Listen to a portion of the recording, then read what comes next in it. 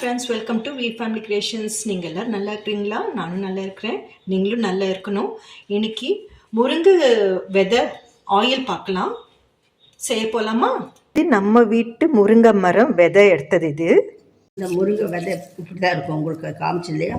இந்த விதையில இதெல்லாம் நான் எடுத்து க்ளீன் பண்ணி வச்சுருக்கேன் பாருங்கள்.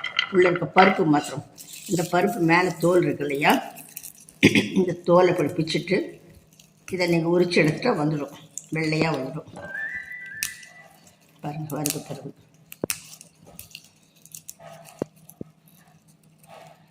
இதுதான் பாருங்க. இதெல்லாம் தூக்கி போட வேண்டியது. இன்னொன்று எடுத்து காமிக்கிற பாருங்க.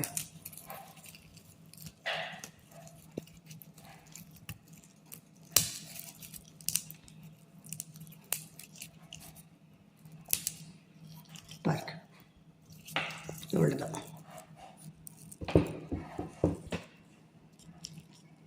பாருங்கள், எடுத்த விதை இவ்வளோதான் இருக்குது. இதை வந்து நான் கிரைண்ட் பண்ணிட்டு வந்து உங்களுக்கு காமிக்கிறேன். பாருங்கள், நான் பொடி பண்ணி எடுத்து வந்துட்டேன். எவ்வளோ நைஸாக இருக்குது பாருங்கள். இதெல்லாம் இதில் கலெக்ட் பண்ணிக்கலாம். இந்த முருங்கை இது விதையோட இந்த பொடி எடுத்து நான் சொல்கிற பண்ணி நீங்கள் எண்ணெய் பண்ணுங்கள். ஏன்னா நம்மளுக்கு வந்து நிறைய இருக்குதுன்னா ஒரு 10 கிலோ 15 கிலோ இருந்தால் கடையில் கூட செஞ்சுக்கலாம். நம்ம வீட்டில் இருக்கும்போது முருங்கை மரத்தில் கொஞ்சம் தானே விழுவோம். ஏன்னா எல்லாத்துக்கும் முருங்கை விதை கிடைக்காது. அப்படி கிடைக்கிறது ஏதோ பண்ணி செஞ்சுட்டிங்கன்னா இது ஸ்கின்னுக்கு வந்து இந்த தோலில் வருது இல்லைங்களா நோயெல்லாம், ஸ்கின் அலர்ஜி வருது, ஒரு மாதிரி கொப்பளமெல்லாம் வருது, அதுபோல் இருக்கிறதுக்கெல்லாம் இது போட்டுக்கலாம். அப்புறமே வந்து சாப்பிட்லாம். தினம் வந்து 2-3 நாள் போட்டு சாப்பிட்லாம். உடம்புக்கு ரொம்ப நல்லது. லேடிஸ்க்கு வர கர்ப்பப்பை சம்மந்தமாக இருக்கிற நோய்க்கெல்லாம் இது ஒரு மருந்தாக இருக்கும். ஜென்ஸும் சாப்பிட்லாம். இது ஸ்கின்னுக்கு போட்டோம்னா ஸ்கின் வந்து நல்லா ஷைனிங் கொடுக்கும். ஆக்சுவலாக அந்த காலத்தில் கிளியோபாட்ரா இது யூஸ் பண்ணதான் நான் இதே படித்தேன், கேள்விப்பட்டேன்னு நினைக்கிறேன். அதனால் நீங்கள் கிடைச்சா பண்ணுங்கள். ஹீலர் பாஸ்கர் கூட சொல்லியிருக்காரு முருங்கை இது ரொம்ப நல்லது. பார்க்க போனால் இது வந்து இப்போ கோல்டு ரேட்டு ஜாஸ்தி ஆகிடுச்சு இல்லையா, கோல்டு ரேட்டு ஜாஸ்தி ஆகிடுச்சு. அதுபோல் அந்த தங்க புஷ்பத்தை விட இது காஸ்ட்லி அப்படின்ட்டு நிஜம். பாருங்கள், இப்போ இவ்வளவு தான் வந்திருக்கு எனக்கு பொடி. அதாவது ஒரு கிலோ ஒரு 300-350 காயில் உங்களுக்கு 100 கிராம் தான் எண்ணெயே கிடைக்கும். சரி, இதை நான் இப்போ பொடி பண்ணிவிட்டேன். இதை நான் செய்கிறது எப்படின்னு உங்களுக்கு காமிக்கிறவாங்க. பாருங்கள், தண்ணி ஒரு 1.5 டம்ளர் தண்ணி வச்சுருக்கேன். இது ஒன்றும் இல்லை, அந்த பொடி கொஞ்சம் விழுந்தது தான் உங்களுக்கு அது விழுந்துருக்குது. இது லைட்டாக கொஞ்சம் பப்புள்ஸ் ஆட்டம் வருது இல்லையா, வரட்டும். அப்புறமே இது பொடி போட்டு கலந்துக்கலாம். நம்ம தண்ணி பப்புள்ஸ் வந்துருக்கு. இப்போ இந்த பொடியெல்லாம் போட்டு நல்லா கலந்துக்கலாம்.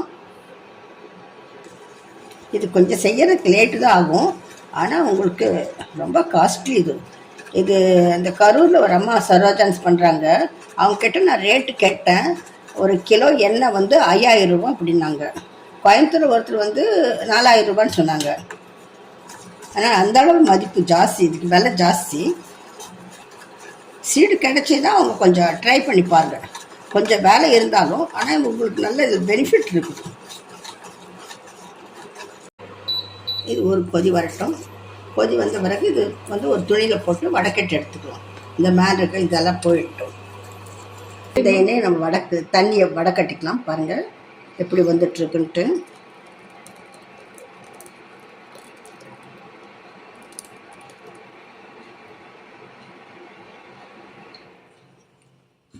இது மாதிரி இதெல்லாம் எடுத்துக்கலாம். ஒரு ஸ்பூன் போட்டேன்.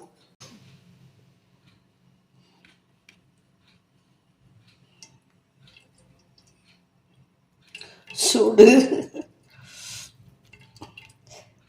சரி, சூடு ஆறட்டும் கண்ணா, என்னால் முடியலை.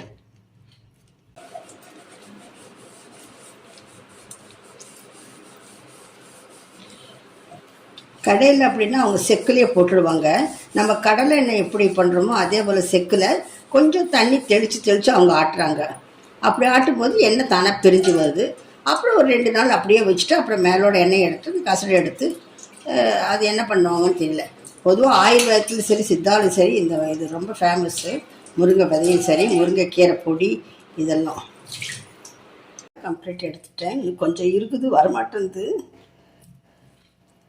பாருங்க போகிற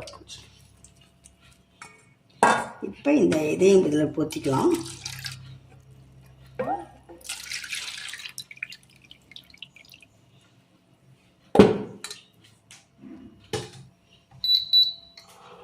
கொதிக்கட்டும். கொதி வந்துடுச்சு. காமிக்கணும் பாருங்கள், மேலே இப்படி வருது பாருங்கள். இதெல்லாம் தான் இது எண்ணெயாக வருது பாருக்கணும். இதுக்கா பாருங்கள், வெள்ளையாக வருதுல்ல, இது கொஞ்சம் கொஞ்சமாக வருது. இனி கொஞ்சம் தண்ணி ஊற்றிட்டேன் நான், ஜாஸ்தி தெரியாமல். கொஞ்சம் இது சுண்டணும், கொஞ்சம் சுண்டினப்பறம் உங்களுக்கு எண்ணெய் எப்படி பிரியுதுன்னு காமிக்கிறேன். வந்துட்டுருக்கு. எனக்கு இது ஃபஸ்ட் டைம் பண்ணுறேன். எனக்கு வேறு பாத்திரத்தை வச்சுருக்கோணும் வடை சட்டியில். இதில் வச்சுட்டு கொஞ்சம் லைட்டாக தீஞ்சிடுச்சு, அதை விட்டுட்டேன். இது கொஞ்சம் சுண்டி வந்துச்சா பாருங்கள், உங்களுக்கு எண்ணெய் வரும். ஒரு நிமிஷம் சூடாக பாருங்கள். எண்ணெய் தேய்தான் உங்களுக்கு பிச்சு பிச்சுன்ட்டு பார்க்கலாம். தெரியுதா உங்களுக்கு எண்ணெய்?